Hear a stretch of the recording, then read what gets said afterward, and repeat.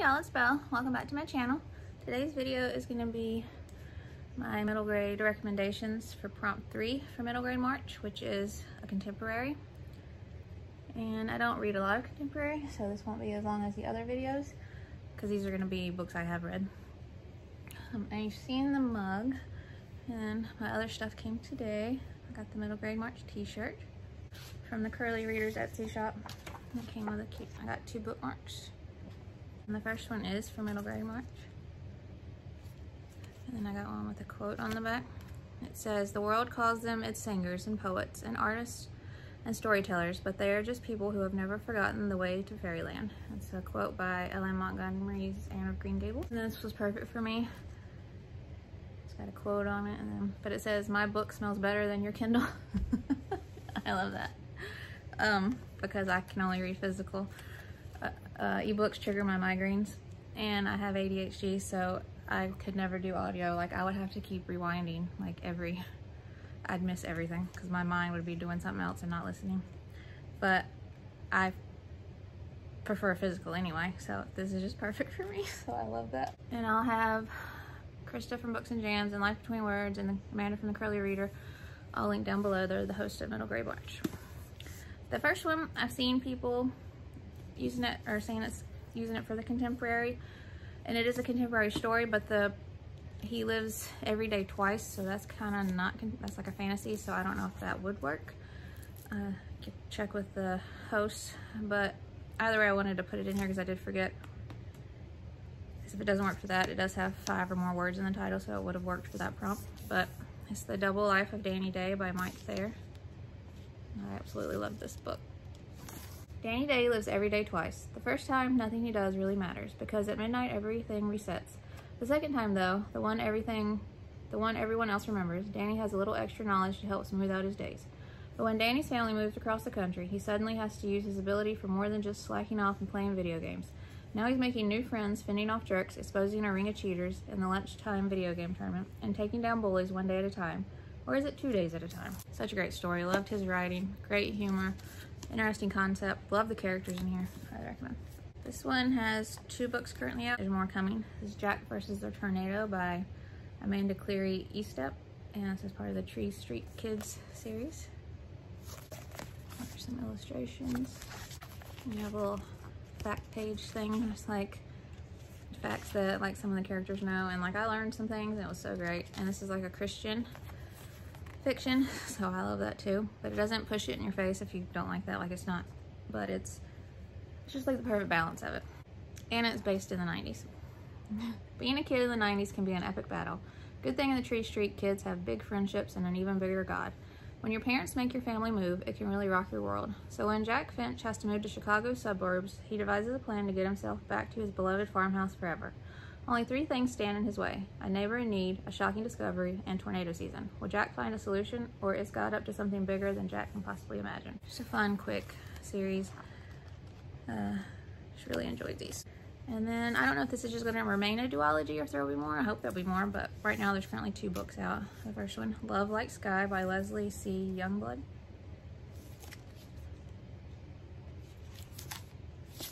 G-Baby and her younger sister Peaches are still getting used to their blended up family. They live with Mama and Frank out in the suburbs, and they haven't seen their real daddy so much since he married Millicent. G-Baby misses her best friend back in Atlanta, and is crushed that her glamorous new stepsister, Tangy, wants nothing to do with her. G-Baby is so preoccupied with earning Tangy's approval that she isn't there for her own little sister when she needs her most.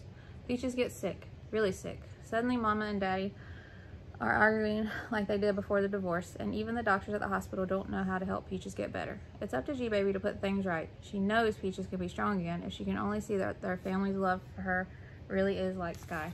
Loved it. And when that title comes up, in the book and how it does, oh, so good. Amazing characters, heartwarming story. Absolutely love these 2 books. The Art of Running Away by Sabrina Kleckner. 12-year-old Maisie is an artist. When she's in front of her sketchbook or apprenticing at Glenna's Portraits, the family-run art shop her grandmother started, the world makes sense. She doesn't think about Caleb, her brother who mysteriously left home and cut ties with her family 6 years ago, or her parents' insistence that she broaden her horizons and try something new, something that isn't art. But when Glenna's portraits falls on hard times, Maisie's plan to take over the shop when she's older and becomes a lifelong artist starts to crumble. In desperation to make things right, Maisie runs away to London to reconnect with her adult brother, hoping he might be the key to saving the shop. But as Maisie learns about her family's past from Callum, she starts to rethink everything she's ever known. Maisie must decide not only if saving her family's art shop is worth it, but if she can forgive her parents for the mistakes they've made. Such a heartwarming story. Loved it. The art. Editing bell here. I just wanted to clarify when I say the art. It doesn't have illustrations in it. The art, I mean, like, they talk a lot about art and they describe, and it's just so wonderfully done, and I just absolutely loved it. I could see like this art in my head. So I just wanted to clarify that. Characters, like, so good. Then we have The Shape of Thunder by Jasmine Warga. Cora hasn't spoken to her best friend Quinn in a year. Despite living next door to each other, they exist in separate worlds of grief. Cora is still grappling with the death of her beloved sister in a school shooting, and Quinn is carrying the guilt of what her brother did. On the day of Cora's 12th birthday, Quinn leaves a box on her doorstep with a note. She has decided that the only way to fix things is to go back in time to the moment before her brother changed all their lives forever, and stop him. In spite of herself, Cora wants to believe, and so the two former friends begin working together to open a wormhole in the fabric of the universe. But as they attempt to unravel the mysteries of time travel to save their siblings, they learn that the magic of their friendship may actually be the key to saving themselves. And while it talks about wormholes and stuff, it's a contemporary. And like, I don't normally want to read books like this. Not that they're not important, but it's just so close to real life and current times. Like, history is devastating and stuff, but somehow my brain, I don't know. This is just too close to real life. But I was so intrigued by the synopsis and the author's approach with it. And they alternate chapters between both girls. They used to be best friends, but like it says, one girl's brother was the school shooter, and the other, her best friend, sister, is one of the people that got shot and killed. And when it starts on the girl whose brother was a shooter, it starts each chapter where she writes a little letter to her brother that he'll never get because, you know, and I didn't think this book would get to me, but because it's totally different, but I guess guns is guns and death is death, so, and kids are kids. Well, there was it was an anniversary actually where members of my family were killed, murdered. 5 of them were kids. And so, I don't know why, since it's so different, because it wasn't a school shooting, but it was really hard for me to read, and I don't know if the word is trigger, I don't know, but it upset me a little bit, but not in a bad way. I'm happy I read this, but it is a hard book, so, but it was an amazing read. Like, it was important, it was well written. I loved her take on it, so really great book. And then Wrong Way Summer by Heidi Lang.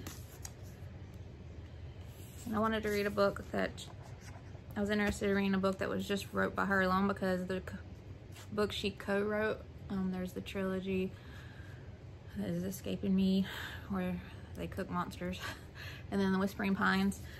So this is a contemporary she wrote, which is totally different to what she co-writes. So, and I really love this. It's, like I said, Wrong Way Summer by Heidi Lang. According to Claire's dad, every day is a grand adventure. There might be a spaceship buried in the backyard, or a ghost in the basement, or a troll king who spies through the pipes. Claire used to love these stories, especially tales about her long-absent mom. But now that she's 12, Claire is tired of all the fantasy and just wants to know the truth. So when her dad sells their house and moves the family into a converted van, she refuses to embrace the latest grand adventure, despite her little brother's excitement. Why did they really leave home? And where are they going? Without answers, Claire is faced with a choice. Will she play along with the stories her dad is spinning, or will she force her family to face reality once and for all? A lot of important issues in here. Heartwarming, can be a little heartbreaking, but I absolutely loved it. I have Under the Bottle Bridge by Jessica Lawson. She's the one all her books are so different, but also amazing. All with such great humor and different humor. I love her. Mina Treat, I think I'm saying her first name right, knows exactly who she is, a legacy. Her mother died years ago, her father is a complete mystery, and her uncle is obsessed with woodcraft and parenting, which means her family's 300-year-old traditions now rest on Mina's 12-year-old shoulders. She must create a winning project for the village's annual junior artisan contest, or risk losing everything she's ever held dear. With the deadline looming and her uncle trying to hide very bad news, she turns to a secret personal quest for solutions. But when she discovers puzzling bottle messages under one of the village bridges built by her ancestors, Mina can't help but wonder whether they're miraculously leading her toward the long-lost answer she's been looking for, or drawing her into a disaster of historic proportions. So incredible. She like quotes these, like her uncle has like every parenting book known to man, and she's read them all, even the ones he's hid not wanting to read, and she'll just quote them randomly while they're narrating, like, and her thoughts are like out loud, and just jumps out with a random fact, and it's hilarious. Such a heartwarming story. I love this town. It's so atmospheric, cozy. And I'm not going to read the synopsis of the next three because I've recently talked about them, so I don't want to go on and on to death. But This Last Adventure by Dalton. Absolutely love the concept of this and bringing fantasies to life, trying to not actually fantasy, like they're playing make-believe, him and his grandpa, trying to help him keep his memories because his grandpa gets Alzheimer's. And just such a well-written book. Absolutely loved it. I reviewed it recently. You can go to my Goodreads or on a recent reads where I did it. But phenomenal. Just, I love this book so much. The one that I very, very recently just finished. Anybody here seen Frenchie by Leslie Connor? So I won't read the synopsis of this one either, but this is just so good. So atmospheric. This town, like this coastal Maine town, and where they live with the blueberry farm, like all of it. Like I said, you can read my review or listen to the recent reads wrap up, but these characters are phenomenal. I fell in love with them, and she's such an amazing kid. I absolutely loved her. She's so spunky. So that's another one, highly recommend. The one I very, very, very recently finished, so I won't read the synopsis. Lemon Drop Falls by Heather Clark. And if you saw my recent reads with these, you saw me cry. Well, you didn't see me cry since I don't show my face, but you heard me cry because of the connection I felt with a part of the story, and just so well written. Amazing characters. The lemon drop thing, phenomenal idea. Like, I love that, and the connection the author has to the story herself that you read in the author's note, just so good. I love this story so much. Okay, and then lastly, 10,000 Tries by Amy Mckinney. Oh, this book. They say it takes 10,000 hours to become a master of something. You just have to put in the effort. And that's what 12-year-old Golden Maroney plans to do. He's going to put 10,000 hours into perfecting his soccer skills and being named captain of his team, like his hero Lionel Messi. He'll put 10,000 hours into stopping his best friend Lucy from moving away. And most of all, Golden is determined to put 10,000 hours into helping his soccer star dad beat ALS, the disease that is attacking his muscles and slowly limiting his mobility. While Mom says there's no cure for ALS, Golden is convinced that his dad can beat this. Like any opponent, he just has to try. And even if it takes 10,000 tries, Golden won't let Dad give up. But as the season progresses, it seems like the more hours Golden puts into becoming master of his universe, the more it spirals out of orbit. And as Dad continues to decline, Golden starts to wonder whether mastering something really means being in control of everything. What if it means letting go of the things you can't control so you can try to do the most good for the things you can? I've said this before, but this scene that's shown on the cover, and the quote is from this scene. Did you actually ride a bike? Or right after this scene. Did you actually ride a bike, Mom asked. No, he says, triumphant, water splashing out of his mouth. I was flying. And no matter how mad Mom is, I'm suddenly triumphant too, that I can make him feel that way. Like we really can do anything together, even if it takes 10,000 tries. That always gets me. Oh, this book. It is so good. It's so, so good. These characters. And Golden is going through so much, like with the soccer stuff, of course, and his best friend who's always lived next door moving away.